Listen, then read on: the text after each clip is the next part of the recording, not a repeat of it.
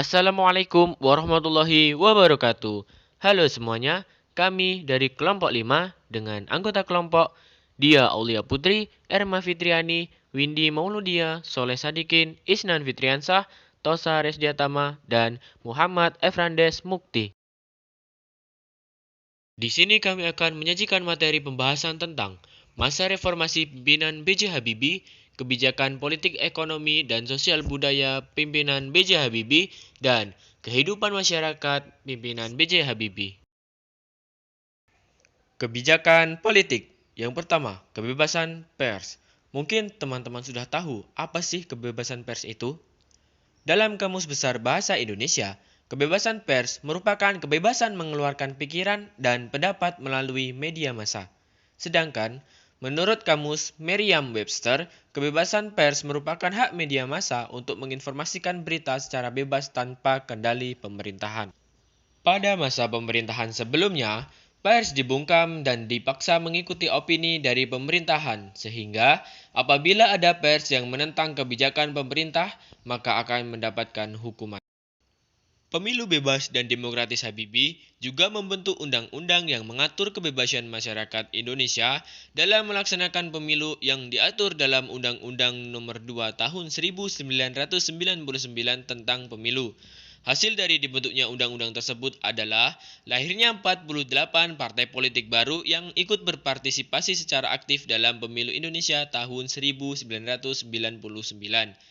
Pada tahun tersebut, pemilu legislatif yang dilaksanakan menjadi pemilu yang paling bebas dan demokratis yang terjadi setelah pemilu pada tahun 1955. Otonomi daerah wilayah Indonesia yang sangat luas dan memiliki karakter dan budaya yang beragam menjadikan otonomi daerah merupakan hal yang diperlukan untuk diterapkan di Indonesia. Sehingga pada masa pemerintahan Habibie dibentuklah Undang-Undang Nomor 22 Tahun 1999 tentang pemerintahan daerah. Hasil dari lahirnya undang-undang ini adalah meredanya gejolak disintegrasi yang sebelumnya sempat pecah di Indonesia. Berakhirnya diskriminasi terhadap etnis Tionghoa, Inpres nomor 26 tahun 1999 dan Inpres nomor 4 tahun 1999 yang dikeluarkan oleh Habibie merupakan titik awal untuk mengakhiri perilaku diskriminasi terhadap etnis Tionghoa di Indonesia. Kebijakan sosial dan budaya. Dalam bidang sosial budaya, secara jelas pemerintahan Indonesia di bawah kepemimpinan B.J. Habibie telah melarang penggunaan istilah pribumi dan non-pribumi yang secara jelas membela kaum minoritas Tionghoa. Kebijakan ekonomi. Yang pertama, menerapkan restrukturisasi dan rekapitulasi perbankan melewati pembentukan BPPN dan unit pengelola aset negara. Kedua, melikuidasi beberapa bank yang bermasalah. 3. Menaikkan nilai ganti rupiah terhadap dolar hingga di bawah Rp10.000. 4. Membentuk lembaga pemantau dan penyelesaian persoalan utang luar negeri. 5. Mengimplementasikan reformasi ekonomi yang disyaratkan IMF. 6. Mengesahkan Undang-Undang Nomor 5 Tahun 1999 tentang larangan praktik monopoli dan persaingan yang tidak sehat. 7. Mengesahkan Undang-Undang Nomor 8 Tahun 1999 tentang perlindungan konsumen. Akhirnya selesai juga. Belum Tuan, masih ada lagi. Masih ada lagi.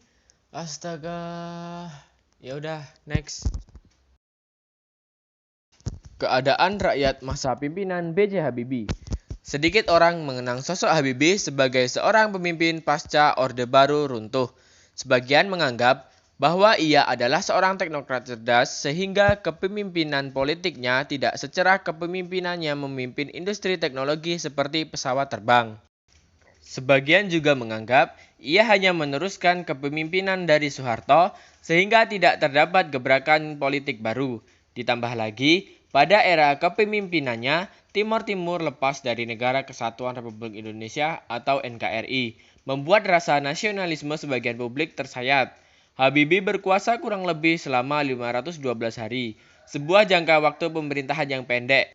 Tetapi, dalam masa pemerintahan yang singkat, Ia mampu melakukan gebrakan-gebrakan reformis dialektis dalam bidang ekonomi, politik, hukum dan HAM, serta kajian perempuan.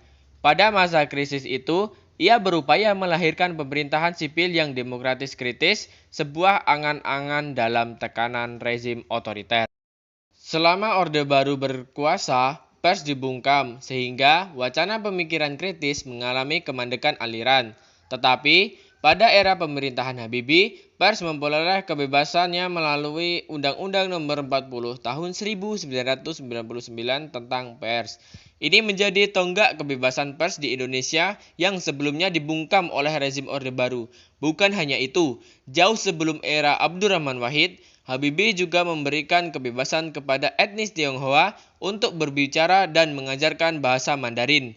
Ia juga meminta maaf atas pelanggaran hak asasi manusia masa lalu guna membangun masyarakat yang adil, terbuka, dan demokratis. Tampaknya, roh sejarah menggiringnya untuk melakukan pembaruan total, sehingga ia tidak menyia-nyiakan waktu untuk melakukan transformasi dalam masyarakat Indonesia. Dapat dilihat dari kebijakan-kebijakan yang dilahirkannya bahwa kebenaran bersifat interuptif dan historis, bergerak sangat cepat sekaligus mengejutkan, sehingga banyak pihak yang belum dapat menerima kebenaran yang dihidupinya. Akhirnya, ia menjadi sosok yang tak populis dalam soal sosial politik. Namun, pemerintahannya berhasil menegakkan kebenaran sehingga berdampak secara intelektual sosial kala itu. Habibie berhasil mengawal agenda reformasi 1998 dalam pemerintahan yang masih kental dengan kultur Orde Baru. Oleh karena itu, The Washington Post pada 11 September 2019 menyatakan bahwa Habibie unpopular presidency was the shortest in modern Indonesian history but was transformative. Masa pemerintahan Habibie adalah masa pemerintahan yang tidak populer dalam ingatan masyarakat Indonesia. Namun, ia berhasil mematahkan sendi-sendi otoritarianisme Orde Baru. Setelah melihat kenang-kenangan demokratis Habibie, maka dapat dikatakan bahwa ia merupakan peletak dasar demokrasi Indonesia sekalipun pertanggungjawabannya ditolak oleh parlemen. Ia telah memperjuangkan nilai-nilai imajinatif anak-anak intelektual yang diinjak-injak oleh Orde Baru dalam masa pemerintahannya yang singkat. Demikian materi yang dapat kami paparkan. Atas kesalahan dan kelebihan kata, kami mohon maaf. Terima kasih atas perhatiannya. Semoga harimu Senin terus. See you next time and bye-bye.